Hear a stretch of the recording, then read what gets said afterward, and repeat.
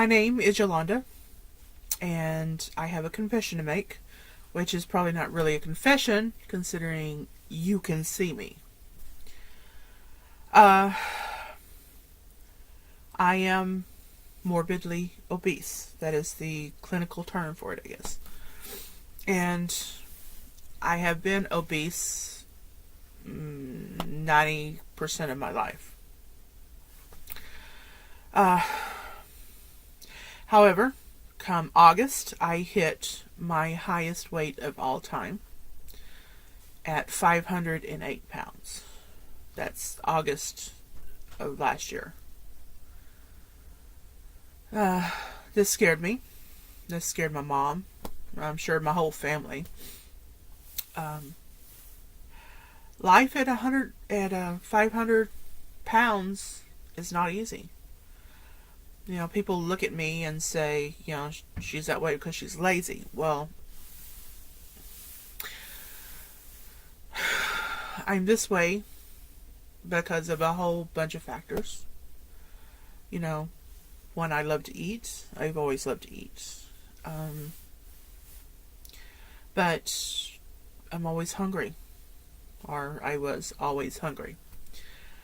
And so when you feel like you can never get full, you tend to get fuller, you know, if you catch my meaning.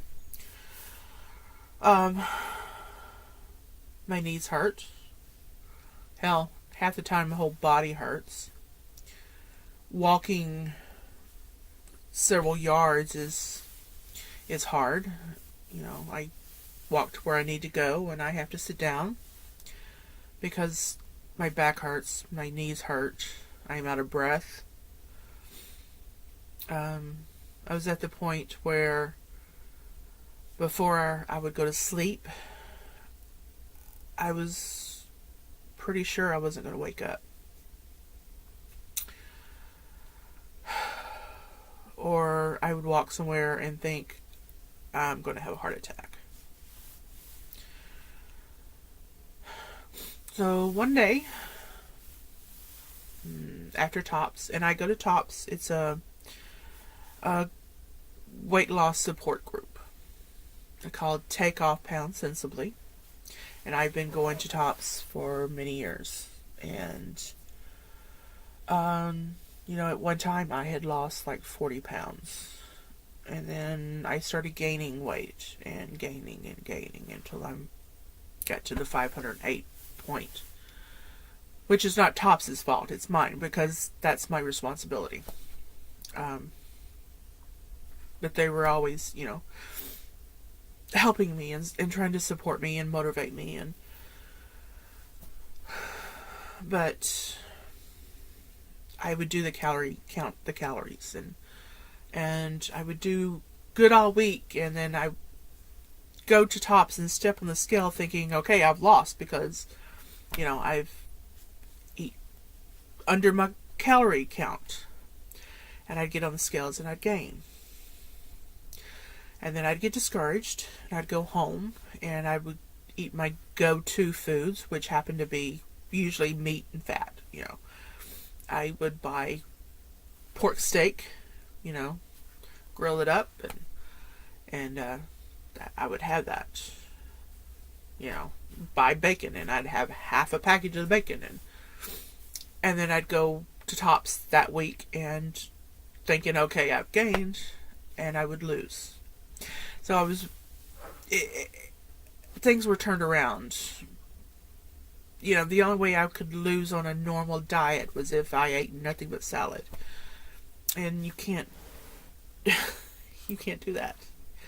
You know, maybe some people can, I can't. And I would still always be hungry. So I hit my 508 pounds, and my mom, she's a Tops member too. She's way skinnier than I am. But she needed to lose more weight because she had hit her goal, and then life happened and she gained a few pounds. So she asked me if I would go on the on, she said she was going on a low carb diet and asked if I would go on it with her. I said, yeah, I would. So I went home, and I didn't go in on it that day. I waited till Thursday. I remember it was a Thursday because I was going to work, and my work week always started Thursday, Friday, Saturday. So I gathered all the carbs in my house that I had, and I packed them up, and I went to work, and I worked at a hotel at the time, and there was a family living there that they didn't have any place to live. They were living hand to mouth, and I gave them to them. You know, I asked if they wanted them. They did. So that was the day that I started doing low carb. I had researched it, and I knew that, you know, what low carb was, what I needed to cut out. And so I had decided, okay, most of the people that I read at that point was doing, you know, 30 pounds. Not 30 pounds, 30 carbs and below. So, okay, so I set my carb for 30. This is actually before I started actually doing a lot of research. And so that first day, I went and got a salad, you know, a Whataburger. My favorite salad from Whataburger, which happens to be romaine lettuce with grilled chicken and cheese and dried cranberries and apples and ranch dressing. So went, had that, and then that night I got a burgerless bun, patty, cheese, bacon. And that was all I'd had for that night, that whole day. And so that night I sit down and started putting it in my Fitness Pal. Because I had a Fitness Pal. I've been using Fitness Pal for a while. And when I did, it came up 45 carbs. I was like, what? Where did the carbs come from? Well, the carbs came from apples and the cranberries. So then I really started researching, finding out, okay, what foods I could eat, what foods I couldn't, and started following that. The first week, I lost 4 pounds. Weigh-in was Monday, so it was 4 days. I lost 4 pounds. I was like, okay, this is good. The next full week, I weighed in, because I weigh in every Mondays at Tops, and I lost like 18 pounds. Yeah, this is working. So I kept going what I was doing, and I made sure that I didn't do anything complicated. I didn't make any keto recipes or low carb recipes, and just, you know, ate simply. But most of it was from takeout, because I didn't have a way of cooking most of the time at home, and I mean at work and at home. I have, you know, really simple things to cook on, like a crock pot or something like that. Anyway, so it was real simple. Third week, I gained like 10 pounds, and I was discouraged. But then I realized, you know, after looking at my app, and by this time I had switched to Carb Manager, and started taking posting my weight on it and doing my carb count then. And I realized, you know, sure, I had lost and then gained, and I realized that even though I had gained 10 pounds, I was still lower than what I was when I started. So I continued, and I continued faithfully, and eventually I went from low carb to actual keto, and I'm now what they call I call myself a dirty, lazy keto, because the dirty part is from I don't do exactly everything that strict keto does, and lazy because now I no longer track my macros. But when I first started, I tracked them religiously, everything. And when I learned what I not could. I'm not going to say could or couldn't eat because, there's nothing holding my hands. I learned what I should and shouldn't eat. And there are a few things that I allow, like artificial sweeteners. I don't know. That's mainly it. Like almond flour and coconut flour and nuts. I do some nuts. But, so I'm actually a dirty, lazy keto. But when I first started, it was August, the end of August. Officially August 28th that I recorded, but it was actually a few days before that I actually started. And as of today, that's been 153 days ago. 4 months and 30 days. Since August 24th. It was actually August 24th that I started. And as of yesterday, yesterday was Monday, the weigh-in, I have lost a total of 61 pounds since I started keto. Low carb keto. And I can tell the difference. This shirt, this blouse, I bought it like 2 years ago. And I couldn't even put it over my arms and head because it was too small. And now it fits really good.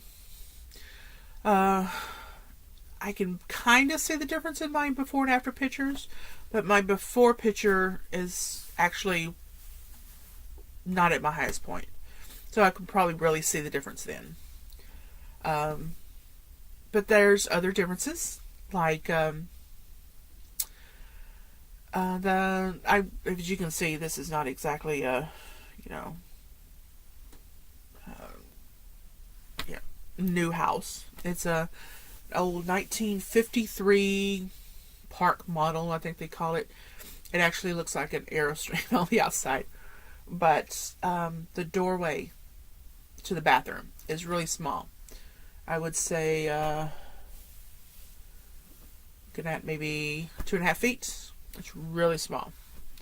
And I was getting to where I would have to squeeze myself through that because it was too narrow for me. And, it was smaller than a regular door. Have to go through in sideways and pull myself through.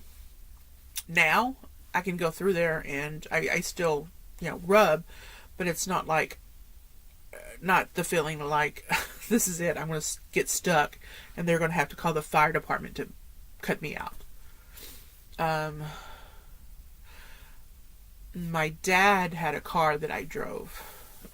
My dad had passed away here in November. He gave me his car after he passed away, but I drove it before we lost him. And I had to squeeze myself in behind the steering wheel. And I couldn't get my seatbelt on. Still, I haven't tried, but I don't think I can get the seatbelt on yet. But I was so squeezed in behind the steering wheel with everything, pulled back as far as I could. And my arms would get so tired after driving because I'm squeezed behind the steering wheel, and the steering wheel was having a hard time turning. Took my mom. I drove to Tops yesterday, and she remembers the first time I got in the back behind the wheel the first time, and I got behind the steering wheel this time, same car, and I said, "Do you remember? First time I got in?" She said, "Yeah, you could barely turn the steering wheel." I had no problems, It's still rubbed, so I'm still... But, it's easy, I no longer feel like I'm driving a car where the powering steering went out, which that's the way it felt. I still have to sit down every once in a while if I'm standing up to do, like, the dishes. But not as frequently as I was. it's a process. It's going to take a while. But this is my life now. Keto is not a fad. Keto is my way of eating. My carbs come only from vegetables, and the slight 1 or 2 carbs that come from the other things I eat, like the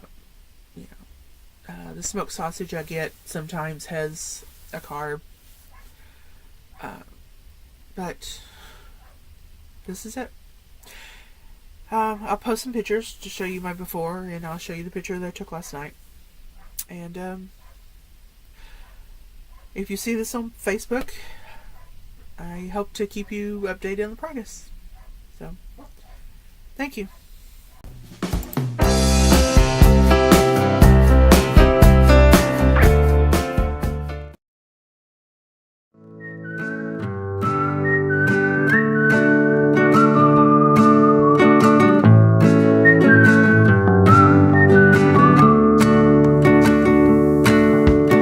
I could be the one to make you laugh.